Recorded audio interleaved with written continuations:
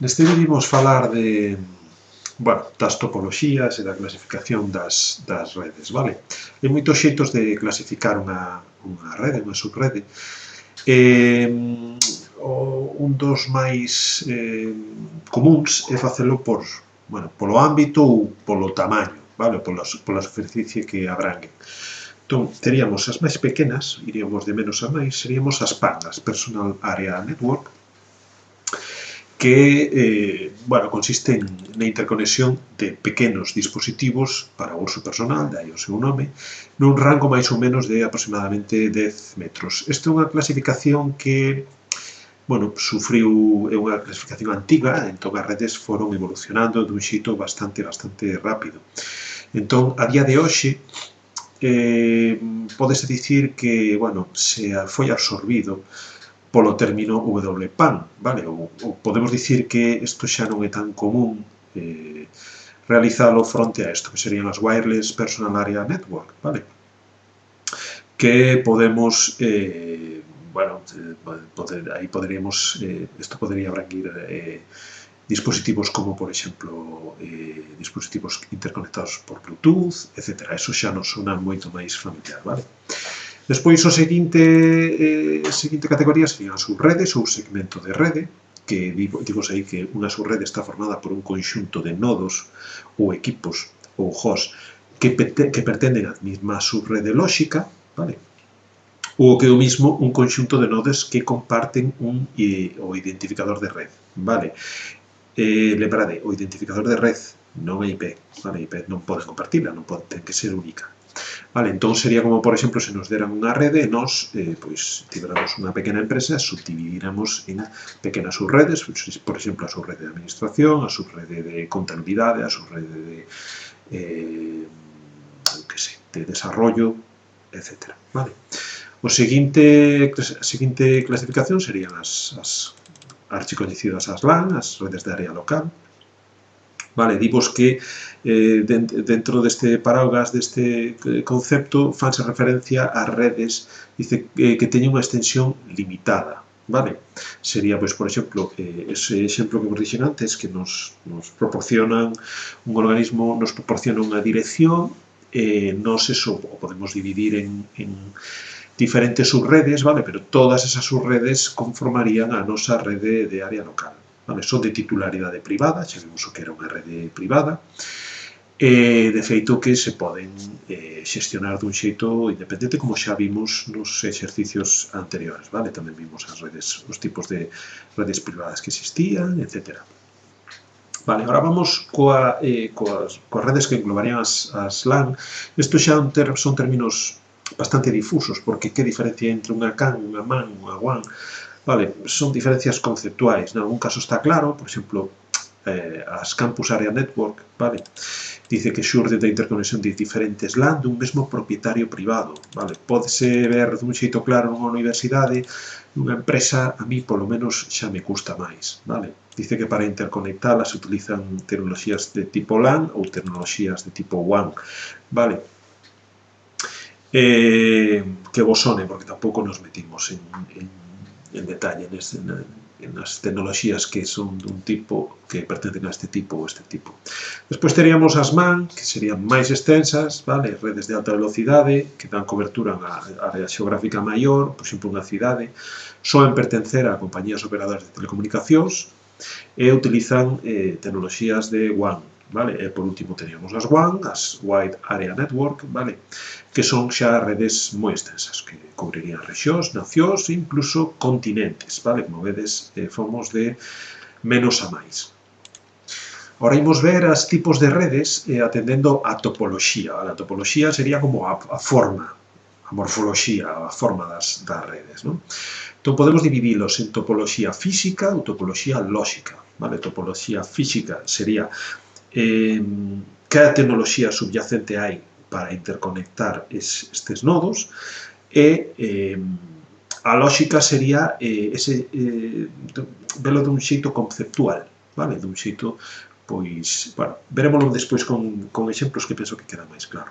Entón, imos coa tecnoloxía física, que a definición dimos que é o xeito que se interconectan físicamente os nodos dunha red. Vale? Temos a primeira é o bus. O bus básase no concepto de que todos os equipos se conectan ao mesma cable de comunicación.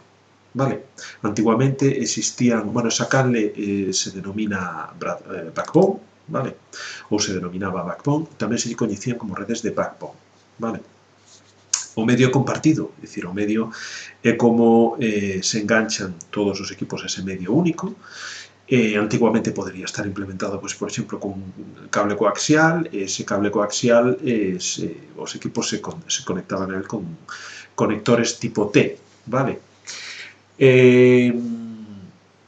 A información, pois como medio compartido, pois a información tamén é compartida, comparten. Cando un equipo se comunica con outro, esa información vai por todo o medio, vale? Por iso tamén se chaman redes de difusión ou redes de broadcast, porque esa información se difunde a todos os equipos, vale? Un fallo en calquera dos medios, dos hosts, pode deixar inutilizada a red por un fallo non dos hosts, un fallo, isto sería en anel, un fallo en calquera parte do punto do medio, calquera punto do medio do medio de transmisión, pois deixaría a red inutilizada, vale? Outro punto importante deste tipo de a ter en conta é as colisións, é dicir, se este equipo quere emitir, este equipo quere emitir no momento en que aquí hai información deste equipo, este equipo manda información, produces unha colisión, un choque nos bits, vale? Nese momento se descarta e se trataría de volver a emitir. Para isto hai, bueno, hai algoritmos ou mecanismos de control deste tipo que lle chaman sistemas de control de acceso ao medio, vale? Ou MAC, Media Access Control, que seguro que MAC xa vos sona polo menos como identificador físico dunha tarxeta, o identificador do nivel de enlace, vale? Non nos imos meter cos algoritmos de control de acceso, vale? Porque son varios con diferentes versións. Isto se estudia, pois, na enxeñería, tamén, bueno, na SIR pódese chegar a ver un pouco máis en detalle, pero aquí isto non forma parte dos contidos deste módulo, vale? Entón, bueno, deixaríamolo aí, vale? Botalle un vistazo se queredes os protocolos que hai, pero bueno, xa vos di aí que actualmente isto queda un pouco desuso, isto de utilizar un cable único, cable coaxial, que xa vos comentaba antes, pois non se contempla, vale? Outra topoloxía, a topoloxía en estrela, vale? Vedelo aquí, existe na estrela, pois consiste nun nodo central, pese que aquí non está no centro, pero, bueno, podemos ter un pouco de visión espacial e que pareza que este nodo está aquí, este nodo está aquí, este nodo está aquí. Entón, todos os nodos se conectan a un nodo central, vale? Dice que este nodo central soe ser un dispositivo de rede, que pode ser un hub ou un switch. Vale, xa falamos en vídeos anteriores das diferencias entre os hubs e os switch. Os hubs son dispositivos de difusión e os switch non. Os switch son dispositivos conmutados, os switch son dispositivos intelixentes que discriminarían a quen enviar, mentres que os hubs se comportan como prácticamente como un repetidor, vale? Cal sería o punto crítico? Se falla algún equipo, non pasa nada, pero se falla o nodo central, pois teríamos un problema, vale? Porque non funcionaría absolutamente nada. Outro exemplo clásico sería as redes en anel, o mítico token ring ideado por IBM. Estamos falando de fai moitísimos, bueno, varias décadas xa, isto, na que cada equipo se conecta ao seguinte. Entón, faise a información circula por todos os equipos, e claro, no momento en que, bueno, existe o concepto de testigo token, vale? Que sería no momento en que un equipo pode volcar información á rede, eso vaise pasando entre equipo e equipo, a información vaise distribuindo e cada equipo collerá a información que lle interese, vale? Bueno, esta quedou tamén bastante obsoleta, xa non se utiliza, tedes aí algún... Bueno, dimos que se pode utilizar a nivel de, bueno, de tecnoloxía de fibra para interconexión de nodos ou tal, pero nunha rede local isto fai anos que xa non se ve en ningún sitio, vale? Máis tecnoloxías fáciles de visualizar, pues, tecnoloxía ou topoloxías, mellor dito, en Árbore e en Maya, vale?